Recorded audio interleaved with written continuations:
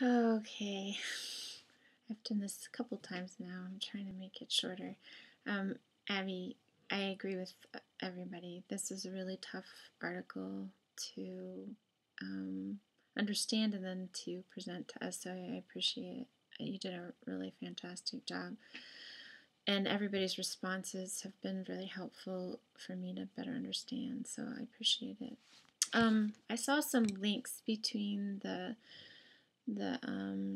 Shildrick and the Stubblefield articles, in particular the discussion of promiscuous women who were labeled as feeble-minded, and the discussion of sort of white intellectual superiority. The signs of that are, this control of body and control of emotions. So anyone, it was just a given that minority folks were not able to do that.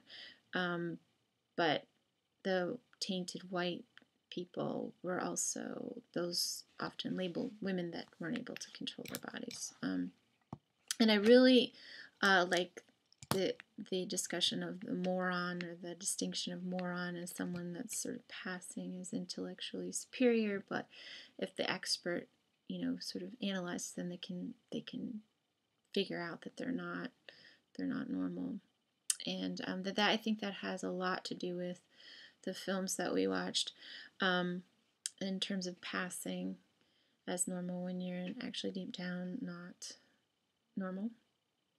And that a lot of people feel that way, and that maybe the word moron needs to be refashioned or brought up again as a way of analyzing the world, a mix of sort of disabled and non-disabled folks, because I think that often lots of people that would be labeled as non-disabled are in actuality concerned that they are. So the part that was helpful for me about the Lacan analysis was sort of this idea again of fragmented bodies, and really orgasm, or the anxiety around sex, to me is this idea of the orgasm being a space where you have no control. You lose control and you lose rationality, and your body becomes a part of someone else's body, and so it's very anxiety provoking if the value in your society is to have body control. It sort of outs you as disabled, right? So if you have pleasure sexually, then something may be wrong with you, I guess, because it's being able to give in to the sort of fragmentation. Freud's sort of idea of orgasm being the sign that a woman's not repressed, and the ability to orgasm is she's not repressed, and if repressed leads to neuroses, then I think this is a really hard setup we're putting women in, and maybe why Lacan and Freud are not super helpful is that, at the same time, I'm supposed to be in control of my body and my emotions and be able to orgasm. So how do you do that at the same time? I'm not quite sure that's very likely.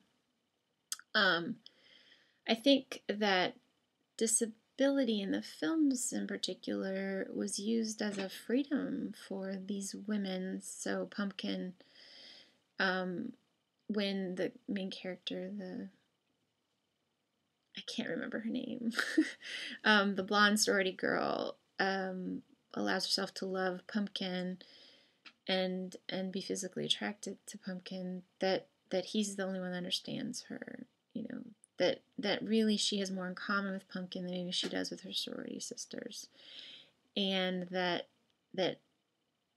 giving into that commonality then labels her as disabled. She is. I mean, the rest of the film, they're all chastising her for the love of a disabled person means she's a freak, she's abnormal. But part of why she does is because she was never normal to begin with, right?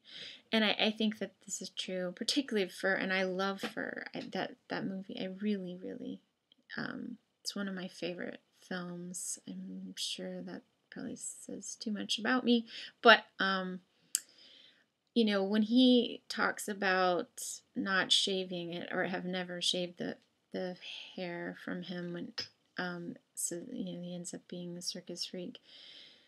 She asks him why, and he said, it was impossible.